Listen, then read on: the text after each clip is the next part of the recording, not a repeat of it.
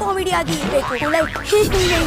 ಯಾರಾದ್ರೂ ಇಷ್ಟ ಆದ್ರೆ ಲವ್ ಮ್ಯಾರೇಜ್ ಆಗ್ತೀನಿ. ಲವ್ ಮಾಡೋಬ್ಬರನ್ನ ಅರೇಂಜ್ ಮ್ಯಾರೇಜ್ ಮನೆಯವ್ರು ನೋಡಿದವರೊಬ್ಬರನ್ನ ಮದುವೆ ಆಗ್ಬೋದಲ್ಲ. ಗೋಕುಲದ ಹಿರಿಮಗನ ಮದುವೆ ನೀವೆಲ್ಲರೂ ಬಂದು ಹರಿಸಬೇಕು. ಬಿಗ್ ಬಾಸ್ ಕನ್ನಡ ಸೀಸನ್ 12 ಈಗಾಗಲೇ ಫಿನಾಲಿಗೆ ಹತ್ತಿರವಾಗುತ್ತದೆ.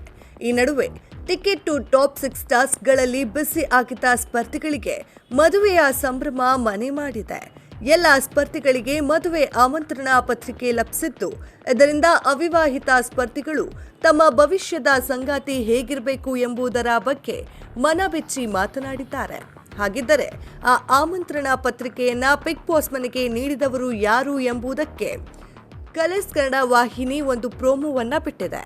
ಕಲರ್ಸ್ ಕನ್ನಡ ವಾಹಿನಿಯಲ್ಲಿ ಪ್ರಸಾರವಾಗುತ್ತಿರುವ ಕೌಟುಂಬಿಕ ಕಥಾಹಂತರದ ಧಾರಾವಾಹಿ ನಂದಗೋಕುಲ ಸೋಮವಾರದಿಂದ ಶುಕ್ರವಾರದವರೆಗೆ ರಾತ್ರಿ 9 ಗಂಟೆಗೆ ಪ್ರಸಾರವಾಗುತ್ತಿದೆ. ಸದ್ಯ ಧಾರಾವಾಹಿಯಲ್ಲಿ ಮದುವೆಯ ಸಂಭ್ರಮ ಜೋರಾಗಿದ್ದು, ಮಾಧವ ವೈವಾಹಿಕ ಜೀವನಕ್ಕೆ ಕಾಲಿಡಲು ಸಿದ್ಧನಾಗಿದ್ದಾನೆ. ಈ ಹಿನ್ನೆಲೆ ಮಾಧವನ ಪೋಷಕರು ಬಿಗ್ ಬಾಸ್ ಮನೆಗೆ ಆಗಮಿಸಿ ಸ್ಪರ್ಧಿಗಳಿಗೆ ತಮ್ಮ ಪುತ್ರನ ವಿವಾಹಕ್ಕೆ ಆಹ್ವಾನ ನೀಡಿದ್ದಾರೆ.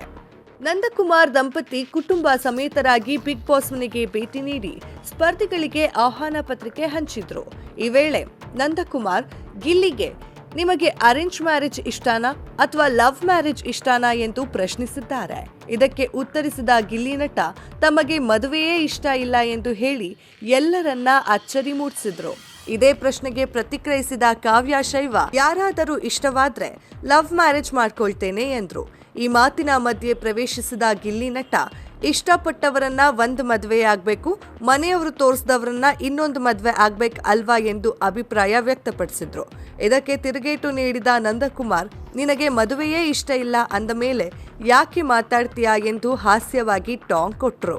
ಇನ್ನು ನಂದಕುಮಾರ್ ಅವರ ಪ್ರಶ್ನೆಗೆ ಉತ್ತರಿಸಿದ ರಕ್ಷಿತಾ ಶೆಟ್ಟಿ, ನನ್ನ ಡ್ರೀಮ್ ಬಾಯ್ ಹೇಗಿರ್ಬೇಕಂದ್ರೆ ನನಗೆ ಕಾಮಿಡಿ ಮಾಡುವ ಹುಡುಗ ಬೇಕು ಎಂದು ಗಿಲ್ಲಿಯತ್ತ ತೋರಿಸಿದ್ರು.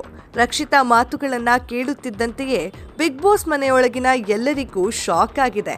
ಹಾಗೂ ರಕ್ಷಿತಾ ಮಾತಿಗೆ ಎಲ್ಲರೂ ಬಿದ್ದು ನಕ್ಕಿದ್ದಾರೆ.